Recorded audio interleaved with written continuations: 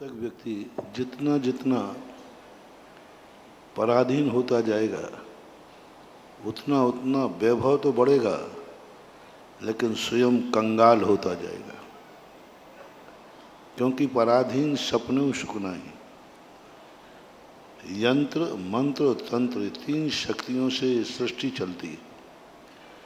मंत्र और तंत्र हमारी शक्ति को मजबूत करते हैं, हमारी शक्ति को द्रोहित नहीं करते, हमारी शक्ति जगाते हैं और हमें समर्थवान बनाते हैं। वो स्वयं कुछ नहीं करते, हमें इतना शक्तिमान बना देते हैं मंत्र और यंत्र शक्ति में, लेकिन मंत्र और तंत्र शक्ति में। और यंत्र शक्ति जो है ये हमें पराधीन बनाती है, गुलाम बनाती है, हमें वैभव का लोभ दिलाती है और इतना वैभव दिला देती है और हमें अंदर से खोखला कर देती है। और हम भीड़ में इतने खो जाते हैं कि हम पैर पे ज़मीन रखना भी भूल जाते हैं। तो आज जो विज्ञान है हमें इतनी भौतिकताएं, इतनी सुविधाएं दे रहा है कि हम अपनी आत्मा की शक्तियों को भूल गए।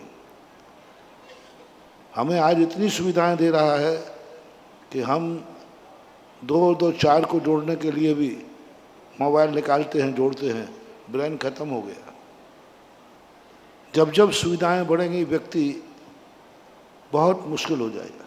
जैसे आपने कहा कि थोड़ा बहुत बातों में मिलता है तो हम ठीक हो जाते हैं, तो ये विज्ञान कर रहा है। विज्ञान क्या कर रहा है, तुम्हें गमले का पौधा बना रहा है। अब गमले के पौधे को तो एक दिन पानी नहीं मिलेगा तो मुरझा जाएगा। और धर्म जो है तुम्हें जंगल का पौधा बनाता है कि एक आध साल भी पानी नहीं मिले तो भी हरा भरा रहता है। इसलिए जब जब यंत्र शक्तियाँ बढ़ती हैं, और यंत्र शक्ति का नाम बढ़ने का नाम ही भौतिकवाद है, यंत्र शक्ति का दूसरा नाम विज्ञानवाद है। विज्ञानवाद जितना दूसरों के अधीन करना, हर चीज़ में पराधीन कर रहा है, स्वाधीन नहीं कर रहा है। हर चीज़ में पराधीन कर दिया, कोई भी कार्य सब पराधीन। हाथ से कुछ नहीं, रोटी तुम हाथ से बनाते थे, पराधीन कर दिया। उन्हें क्यों पर चक्कर पड़ दिया, हम मशीन दिए दे रहे ना। सब चीज़ के लिए उन्होंने पराधीन कर दिया, कुछ भी तुम्हें नहीं करना है, बस अब भोजन चबाना की ओर रह गई तो वो और कर दे हुए तो बस। और एक आध मशीन और कहते कि खावे भी दूसरा, पचावे भी कोई दूसरा, और ताकत तुम्हें आ जाए। तो ये विज्ञान का एक भौतिक युक्का है जो हमें अशांति देगा और देगा जितना जितना हम पराधीन होते जाएंगे। इसलिए तो महावीर ने अपने फॉलोवर को, अपने अंतेवासी को इतना स्वाधीन किया, इतना स्वाधीन किया कि बालों को काटने के लिए कैंची नहीं, हाथ से उखाड़ने का आदेश दे दिया।